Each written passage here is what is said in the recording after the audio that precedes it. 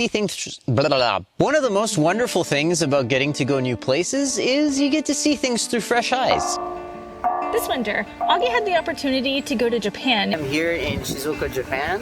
I found myself missing where I live in the Canadian wilderness. And then I realized that there was a wonderful hiking trail along a little mountain just a few blocks away. We have this mountain behind us. Augie grew up here, but he did spend most of his summers in Japan with his mom. My mother's place is somewhere right down that way. So I decided to make him take some videos for us on one of his nature hikes. And this is my lovely cousin, Owl.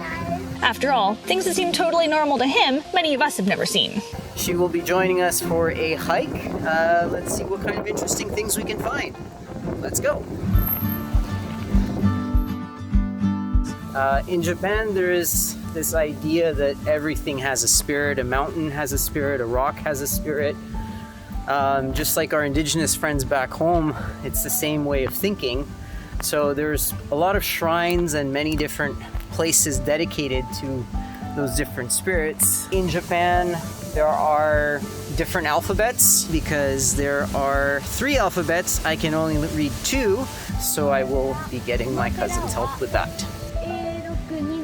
Right behind me, there is a shrine that is dedicated to the spirit of this mountain. So my cousin is going to show us how to approach the shrine, and let's go check it out.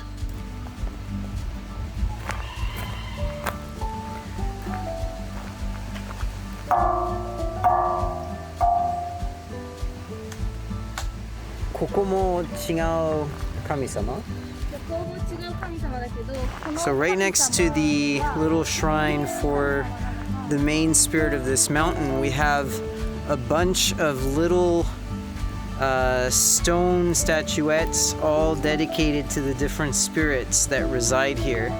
You can see that some of them are quite old, they're missing parts. As you can see, we are very much in the city, but it doesn't feel like it when you're on the trail. Have some tea bushes here. So we found these very interesting looking rocks here. Okay, wait. Tea bushes? Yeah, Shizuoka's famous for their green tea. I like how tea bushes are so normal to you that you don't even think to stop and look at them for us. Okay, back to your rocks. That, as you can see, they have all these layers, kind of like an onion. The sign here was saying that it's like an onion rock. Ao was explaining that this was caused by sand. It's made from sand and wind that apparently created this form, and we can find these rocks all over these mountains. Wow, look at that. We have a bamboo forest right here. That is super cool. I've been told that wherever bamboo grows, it's extremely difficult for anything else to grow. It is in the grass family, so that does make sense. People will volunteer to come and try to cut back some of the bamboo forests so that other species are able to grow as well. There are some sort of conservation efforts. Hey look, it's somebody's garden. Somebody's growing something in there. Wow, imagine bringing all that stuff up there. Oh, looks like we got some crows. A Japanese crow behind me. They sound very different from the crows we're used to hearing.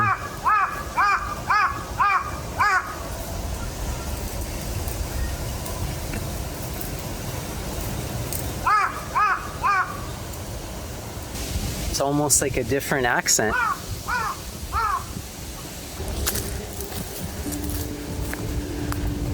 Look at the roots on that tree.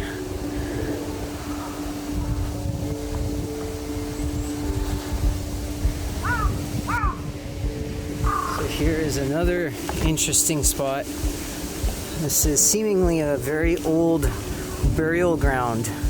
A graves dedicated to chieftains of a particular clan that was pertinent to this area. That dates back I think I'd read the 4th century. Hey look, some orange trees.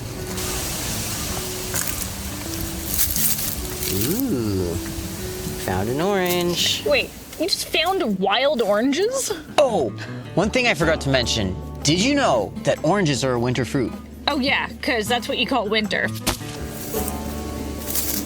Ao is walking towards a sugi. This is a Japanese cedar. This cedar means quite a bit to me because my mother's family name is Sugiyama, so it's the cedar mountain. The needles resemble kind of smaller spruce, and the smell is very citrusy. Very citrusy, lovely smell. Oop.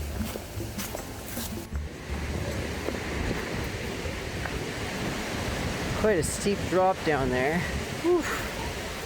Would not want to fall down. This staircase gets quite narrow. What a wind. So we are at a kind of lookout point, Mount Fuji behind us, a volcano that has not erupted for quite a few hundred years. It erupts every so many hundred years, and it has been a while. You cannot see the snow-covered top, but we can see the base. Snow. Snow. Snow! Moving on. Looks like we have found another shrine.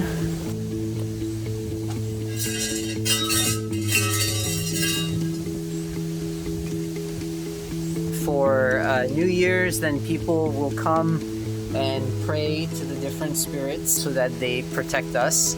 And here we have, I guess, somebody that brought a little treat, some mochi that is done around New Year's along with a juice box. Hey, didn't you say that you got to make mochi the old way?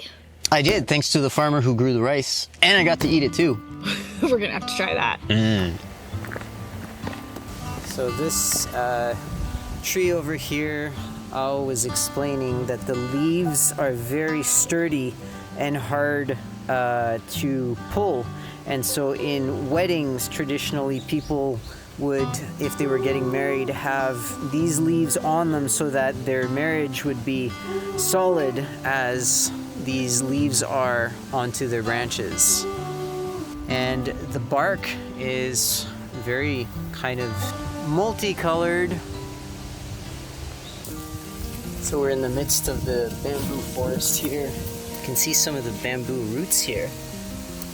Certain times of year, these are supposed to be edible at a certain point. You can see they have very sturdy roots. Konnichiwa.